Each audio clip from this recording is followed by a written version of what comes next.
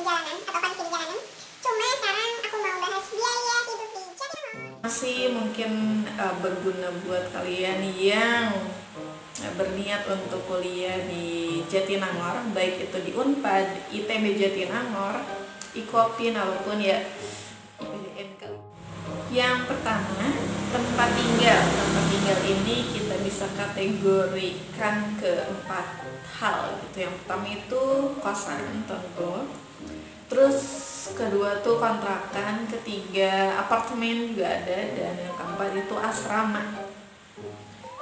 Nah, untuk kosan itu aku pernah survei sih pas di awal-awal, pas tahun 2016 gitu. Itu ada yang 500.000 per bulan, bahkan ada juga yang 1 juta, 1,2 juga ada gitu. Itu tergantung dengan fasilitasnya. Kalau misalkan fasilitasnya itu lengkap, bisa nyampe 1,5 juga ada gitu, karena bangunannya misalnya baru. Kemudian untuk yang 500 juga ada, paling itu adalah jaraknya jauh dan fasilitasnya kurang dari yang mahal itu, yang 1,5. Untuk kontrakan biasanya itu lebih murah sih, karena kalau kontrakan kan satu rumah terus dikontrakin ke beberapa mahasiswa, terus lolo patungan gitu kan. Terus untuk apartemen, aku ada temen di apartemen juga, itu bisa nyampe 2 juta per bulan sih, walaupun memang bayarannya enggak per bulan, mungkin ada yang 6 bulan atau 1 tahun. Terus untuk asrama, nah ini itu ada untuk yang bidik misi, otomatis itu nggak berbayar gitu ya, tapi ada juga asrama yang diperbolehkan untuk mahasiswanya, maksudnya non bidik misi juga boleh gitu. 20 juta deh kayak kalau asrama, aku kurang tahu sih kalau asrama. Nah, selanjutnya untuk transportasi ini di Jatinangor, jadi di dalam Jatinangor sebenarnya ada angkot tuh banyak banget gitu kan. Mau jam 11 malam kayak jam 12 malam itu angkot ada. Heran banget, sementara aku kan dari Banjar ya. Di Banjar tuh paling maksimal tuh jam 6, kayaknya jam 6 sore itu udah close gitu. Sedangkan di Jatinangor mau jam 12 itu ada, terus jam 11 malam juga ada. Banyak, dan aku pernah tuh dari ujung Jatinangor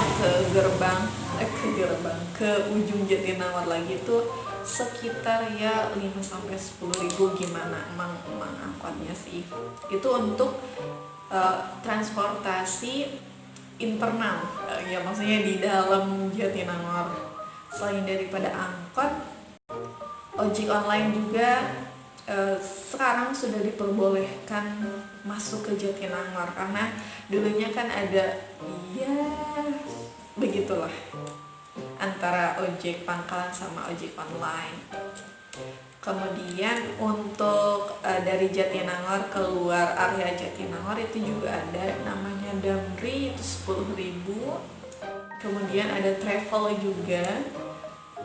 Kan mahasiswa Unpad tuh bukan hanya di Jatinangor aja, jadi ada beberapa kelas yang memang kelasnya itu di Pati Ukur.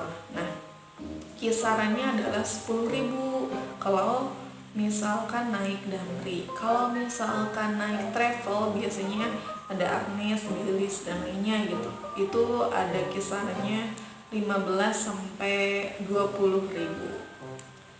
Terus kalau misalkan bawa kendaraan sendiri itu tergantung. Aku bawa kendaraan pribadi bisa sih sampai ya 30.000 per 5 hari.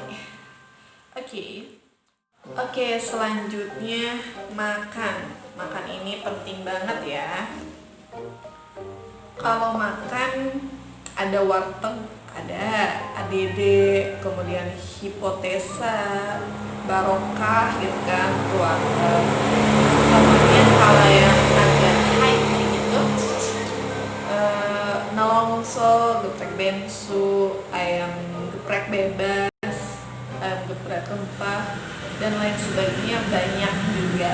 Karena dari ujung sampai ujung aku terheran-heran saat maba gitu, banyak banget outlet, banyak banget warteg gitu yang berserakan, bukan berserakan, yang ada di Jatinangor gitu, dengan berbagai varian menu atau varian harga juga banyak gitu.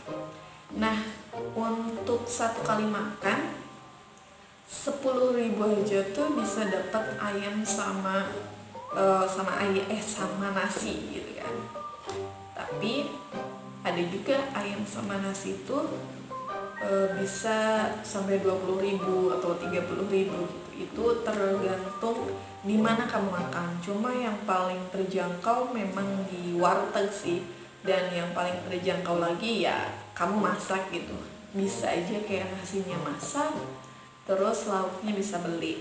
Kisarannya itu 10.000 sampai 30.000 per sekali makan, tergantung kamu enaknya makan di mana gitu. Ya kalau misalkan masih maba bisa sih explore pertama kali di mana tempat yang paling murah atau yang paling mahal gitu. Selanjutnya biaya untuk pendukung kuliah. Maksudnya pendukung adalah misal fotokopi, ngejilid, beli buku, atau jajan-jajan cantik. Itu bisa sesuai dengan gaya hidup kalian sih sebenarnya. Tapi untuk fotokopi aku biasanya 200 sampai 500, itu untuk ngeprint. Untuk fotokopi ya lebih murah dari itu sih. Ada yang namanya Kopa tuh 24 jam kalau sebelum pandemi. Cuma kalau setelah pandemi aku kurang tahu sih. Itu banyak banget juga outlet untuk fotokopian atau ngeprint. Jadi kalian nggak perlu mikir lagi gitu. Kalau misalkan nggak ada printer, it's okay. Ada tuh fotokopian gitu. Kemudian itu kan untuk fotokopian atau ngeprint gitu. Nah, ngejilid ada yang dari 3.000 sampai 5.000. Untuk buku sendiri itu disesuaikan dengan program studi kalian. Untuk jajan ya itu juga bisa disesuaikan dengan gaya. Dan untuk kisaran 1 bulannya itu tergantung dari kalian gimana sih. Cuma kisaran untuk per item itu udah aku jabarin.